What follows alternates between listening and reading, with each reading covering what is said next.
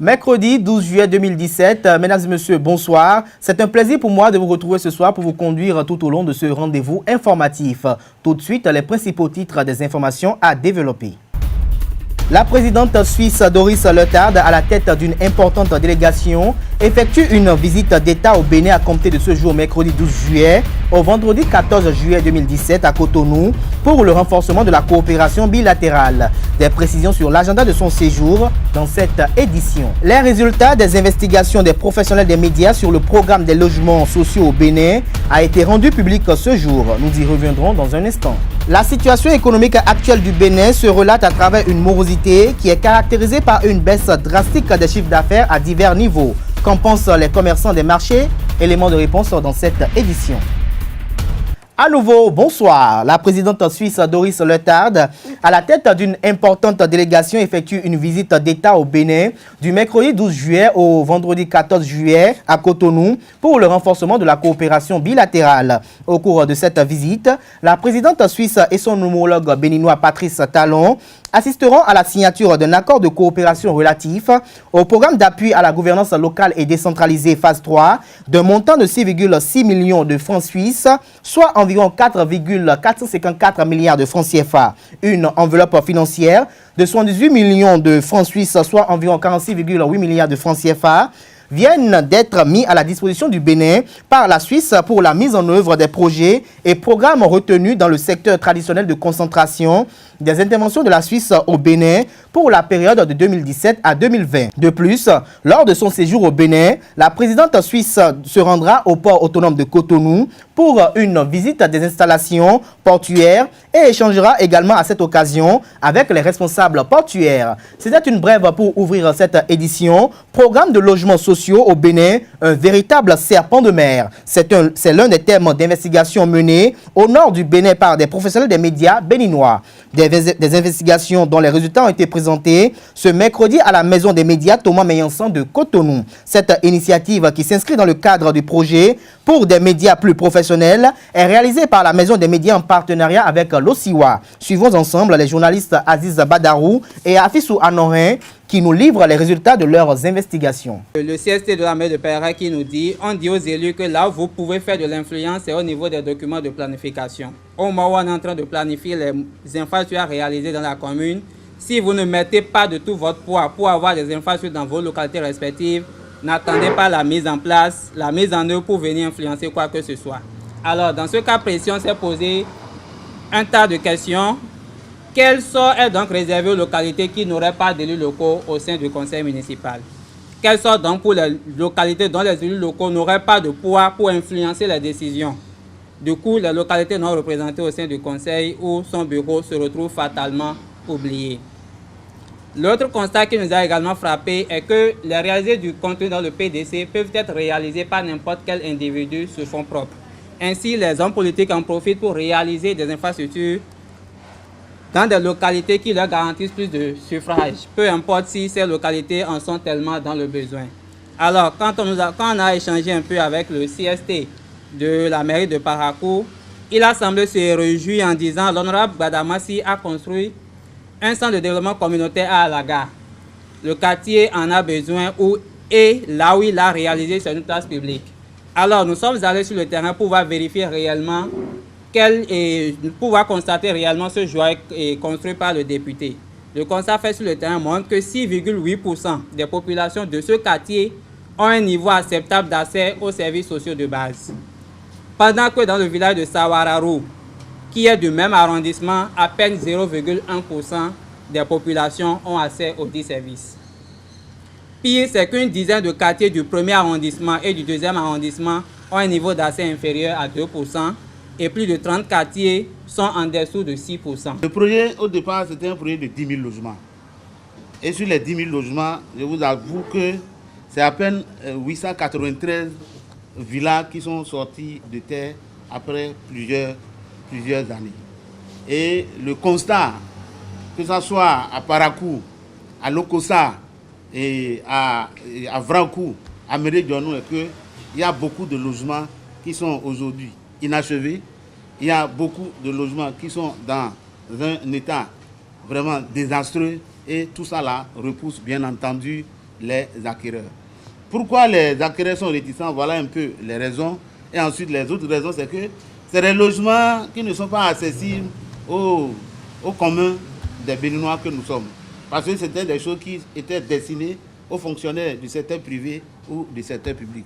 Nous avons interrogé aussi des spécialistes des questions sociologiques qui ont évoqué des raisons socio-culturelles qui repoussent. Et il y a aussi des questions d'environnement, de sécurité et aussi de la qualité un peu douteuse des matériaux utilisés pour construire ces logements. C'est un groupe financier, ça il faut le reconnaître. Et récemment au Parlement, le ministre Didier Tonato, qui était interpellé par les députés, l'a reconnu. Parce que c'est un projet dans lequel on a mis plusieurs milliards de francs CFA, environ 33 milliards, 10 000 logements. Finalement, on a eu 893. Les 893 ne sont pas occupés. Et quand on fouille, on ne sait même pas ceux qui ont véritablement travaillé. Parce qu'il y a des entreprises qui ont travaillé et qui n'ont pas encore été payées. Des entreprises qui sont allées passer de l'argent dans les banques pour construire ces logements. Ils n'ont pas été remboursés, les logements n'ont pas été pris.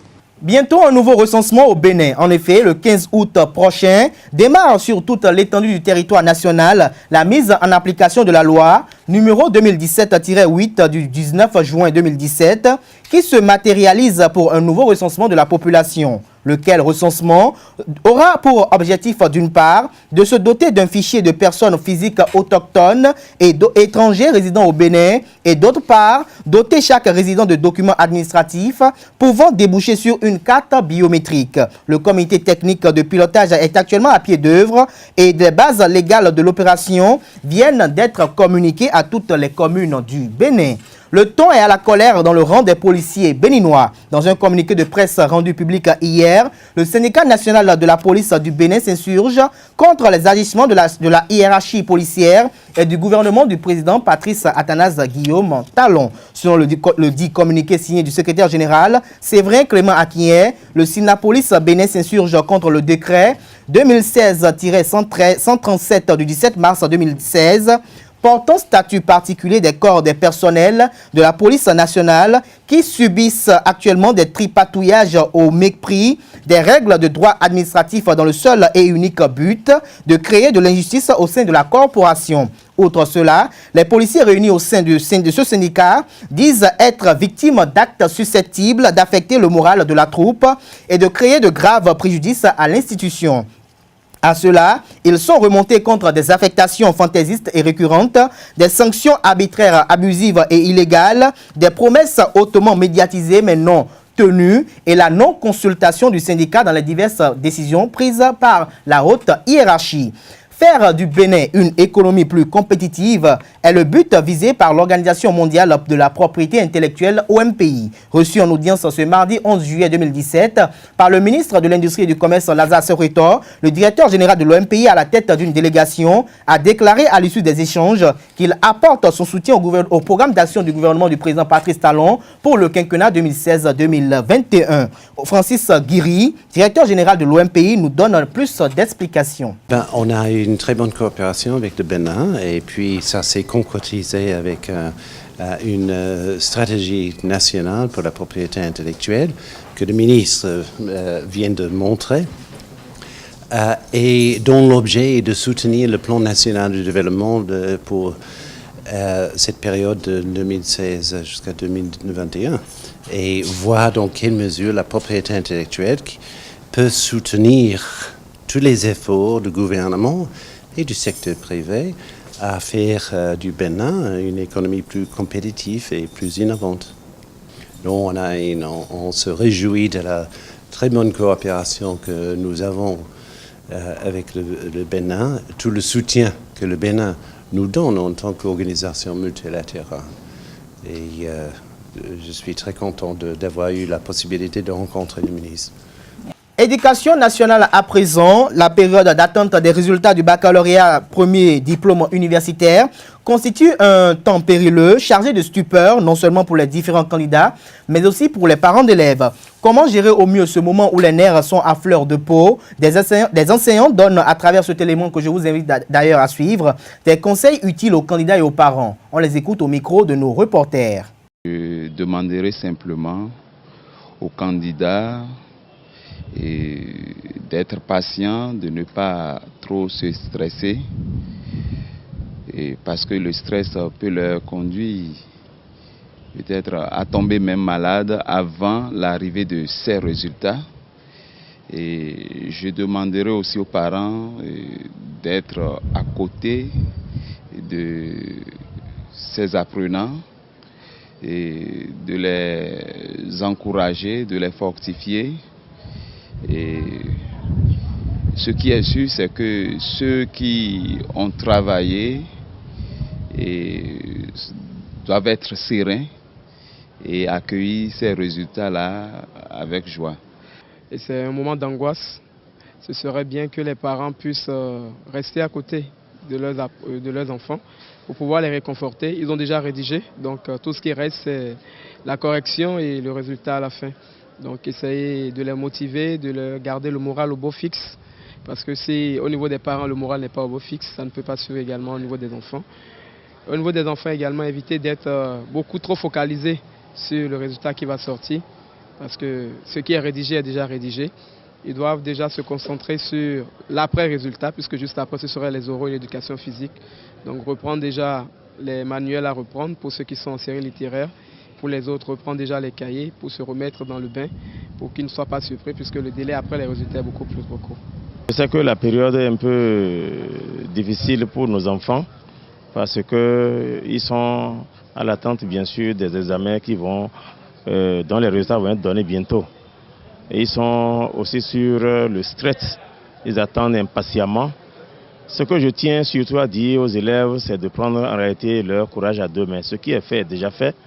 La correction aussi est faite et je crois que chacun sera récompensé à la hauteur de ce qu'il a fourni comme effort. Et dès lors que les résultats vont être donnés, il faudrait que ceux qui vont réussir qu'ils sachent plutôt comment en réalité se contenir auprès de leurs amis ou leurs frères et sœurs qui auraient échoué, pour que l'échec ne pèse pas trop sur les autres et savoir aussi comment les consoler. À ceux qui ont échoué, ceux qui vont échouer, je voudrais leur donner du courage et de savoir que c'est certainement un seul combat qui est perdu et non, n'est-ce pas, toute la bataille. Et pour finir, la situation économique qui prévaut actuellement au Bénin n'est pas reluisante. En effet, le Bénin traverse une période de morosité grave, entraînant une baisse drastique des recettes à pratiquement tous les niveaux. Le gouvernement conscient de la question a d'ailleurs supprimé récemment les pénalités relatives au paiement de la taxe sur les véhicules à moteur. À cet effet, une équipe de la rédaction de Zaïre TV s'est rendue au marché international d'Antokpa afin de recueillir les appréhensions des uns et des autres sur cette situation qui n'est pas du tout commode. On les écoute d'ailleurs au micro de nos reporters.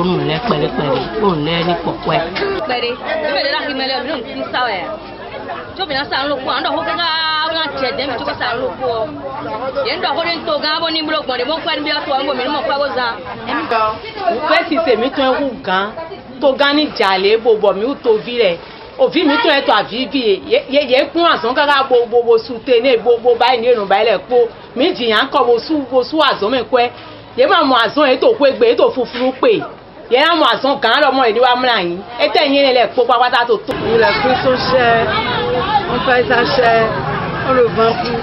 Et puis, comme c'est des denrées et périssables, ça c'est très fait. On est toujours endetté.